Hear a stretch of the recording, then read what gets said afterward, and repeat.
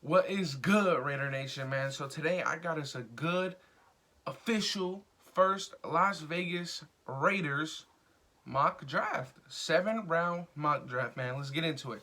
So as we all know, because of Trent Brown and his COVID outbreak thing that we had at the facility, we don't have a 6th-round pick. That's okay, I guess. We have to deal with it, right? So, we only got 6 picks today, and in the draft, unless we trade some away or get some in. Um, I like these picks right here. So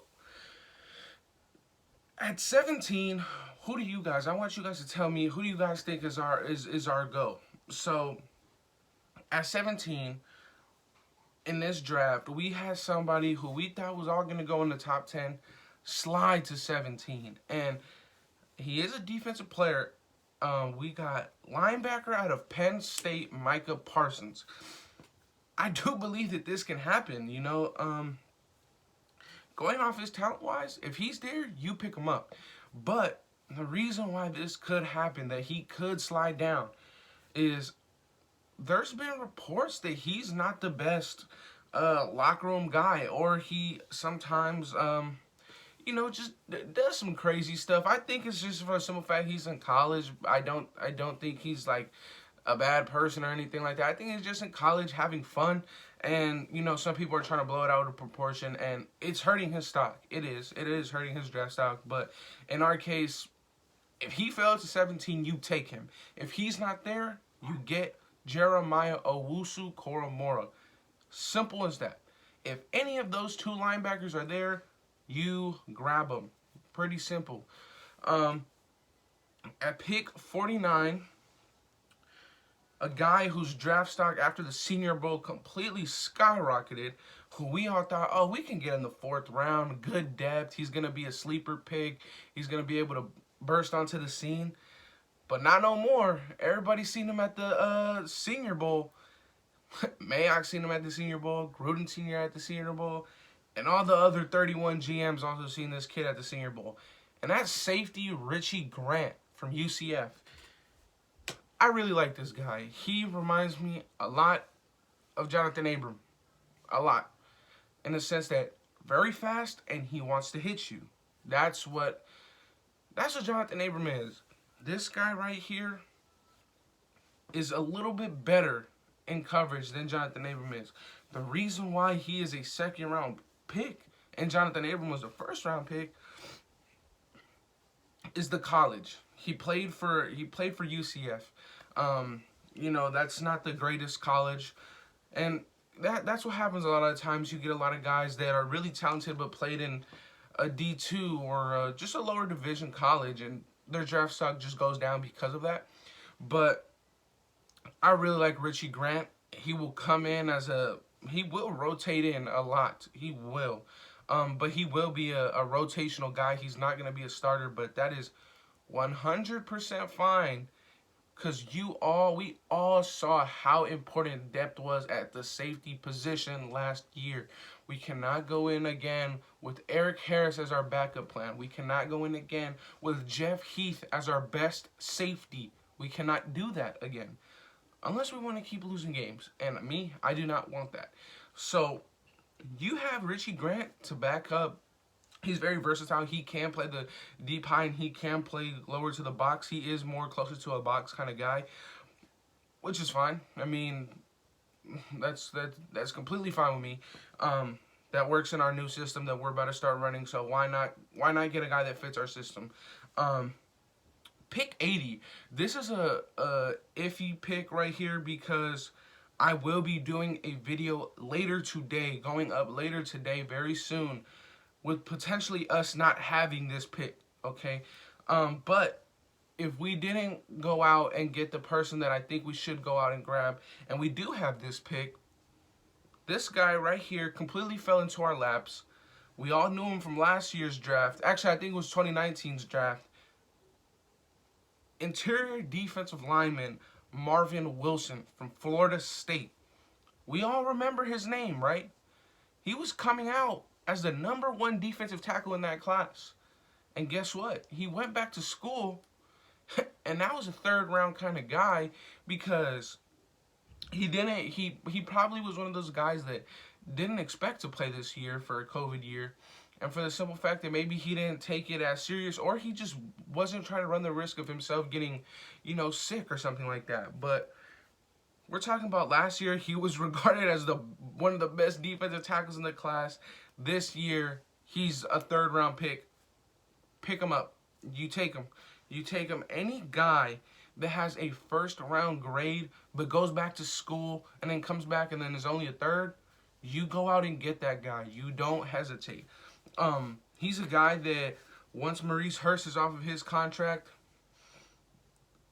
you maybe let Maurice Hurst go, because this guy can pass rush and he can stop the run. That's something that Maurice Hurst cannot do. So, yeah, you get him, and the possibility that in a couple years you let Maurice Hurst walk in free agency, and you have a guy like Marvin Wilson, or in the other sense that I will be dropping this video with this pick most likely gone, you don't let Maurice Hurst go. But at pick 80, that's who we got. We got Marvin Wilson. At pick 122, this might be a shocker. We all want to go defense every single round because our defense is trash. And I agree. It is very bad.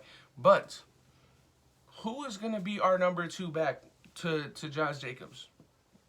I don't see us re-signing Devontae Booker. I really actually don't see us getting a guy like Mark Ingram. He's a good locker room guy, but I don't see that. I really honestly don't think that John Gruden or Mike Mayock has an interest in Mark Ingram. I think that that's a rumor spread around by our fan base because we want a guy like Mark Ingram, but I really don't think that that's going to happen. So the guy who I selected to come out after this, he also gives us the flexibility of getting rid of Jalen Richard. Okay, so my guy at pick 122 is running back out of Ohio State, Trey Sermon. This guy is an extremely elusive back, and he can catch, man. He is an immediate upgrade to Jalen Richard. He allows Jalen Richard to walk if we wanted to save that $3 million. He allows us to let Devontae Booker walk. He's a fast guy. You've seen Devontae Booker when he would come in as a safety net when Josh Jacobs was tired. Devontae Booker brought that spark. He brought that acceleration. It seemed like at times he was looking faster than Josh Jacobs. Now this guy is faster than Josh Jacobs and faster than Devontae Booker. You go out and get Trey Sermon if he's there in the 4th round because he played at the highest level. He played in the I think he did play in the national championship. So you go out and get Trey Sermon in the 5th round if he's there. You have just to back up a guy like you back him up with Josh Jacobs. That's a good running back room right there. Also 4th round guys. You're not really gonna expect 1,000 yards out of him. If we can get him as a backup for 400 to 600 yards to back up Josh Jacobs, I would love it. I would completely love it. I do believe that he has the speed to make those 50 to 60 yard runs. We use Josh Jacobs more as a bell cow that, hey, if we need these 8 yards, I'm going to give you the ball twice and you're going to get me 9. You're going to get me 12 yards. He's the guy that we can actually start opening up our offense a bit like we did against the Chargers where we seen that we started running pitches, running sweeps. He's a guy that you could do that to and he'll break it. He'll break that to the house. So Trey Sermon in the 4th round, you get him to back up Josh Jacobs and there's nothing wrong with it. Back to the defense though. In the 5th round, we pick up safety out of Texas, Kayden Stearns. Now, the reason why I get him is because, like I said, last year, our best 2 options was Eric Harris or Jeff Heath. Jeff Heath was good. Eric Harris is gone. He's horrible. But you get 2 safeties in the draft to be rotational guys, and Kayden Stearns is more of a deep safety, so that's fine. And then you have Richie Grant, who's more of a down-to-the-box. So that means that you have good depth. You have good rotational pieces.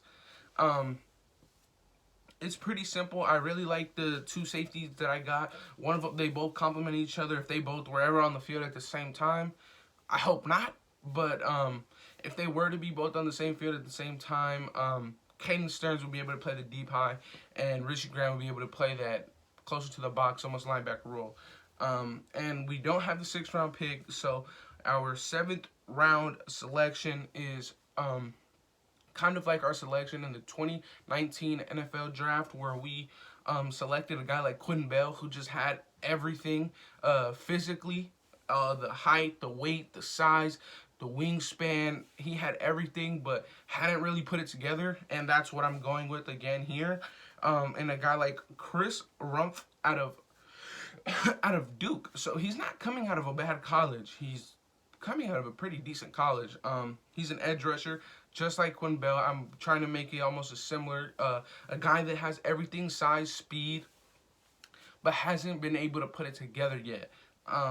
A guy that you feel like once he's in the NFL with all the right coaches, he can put it all together and become something great, which other teams have done with other players. So I hope that we don't go edge too high, because I really don't think that that's a need. But if you can get a guy like this, Chris Rumpf II out of Duke, you get him because he has all the tangibles, all the physicality traits that you would want. He just hasn't really put it together as a football standpoint. But he is a good selection. He's, like I said, very similar to a guy like Quentin Bell, but except that Quentin Bell changed from receiver to DN. He's an edge rusher. He's been playing edge rusher. He just hasn't been able to put it together. And you get him for the simple fact that you feel, all right, he has the size, he has the speed, he has the height. Now, let's help him put it together. Maybe he can be a 4 to 6 sack kind of guy. If you can get that next year, because he probably won't start, maybe possibly won't make the roster, probably make the practice squad, but if you can put him together, kind of get him stronger for a year, let him start actually getting reps in the practice squad, you get a guy like him to see if he can make a leap. If not, it's a 7th round pick. I know greats have came out the 7th round, but you're not too worried if you miss on a guy like him. But he's a low risk, high reward kind of guy. Very high reward, very low risk. You don't really lose in this situation. But let me know what you think, man. Like I said, let's go down the board one more time. It was Micah Parsons, Richie Grant, Marvin Wilson, Kayden Stearns in the 6th, Trey Sermon, and then Chris Rumpf out of Duke. I think that's, if that were to happen, that'd be great. I do think, though, that Micah Parsons could fall to 17. He could fall, but maybe not all the way to 17. So even if you don't get Micah Parsons, you get Jeremiah Owusu-Koramoah. You have to. It's a simple thing. With Nicholas Morrow possibly on the way out, you get him. It's a no-brainer. But yeah, man. Let me know what you guys think down below on this mock draft. This mock draft will be heavily linked into my next video, where I'll be talking about a realistic off-season plan, man. I'm kind of tired of seeing these videos of unrealistic players coming into the team. I want to be realistic, and that's what I'm gonna base this channel off of. And next video will be up today. It's gonna be with a lot of these players here. But yeah, let me know in the comments how you think I can improve, and subscribe if you can. And yeah, man, Raider Nation, baby.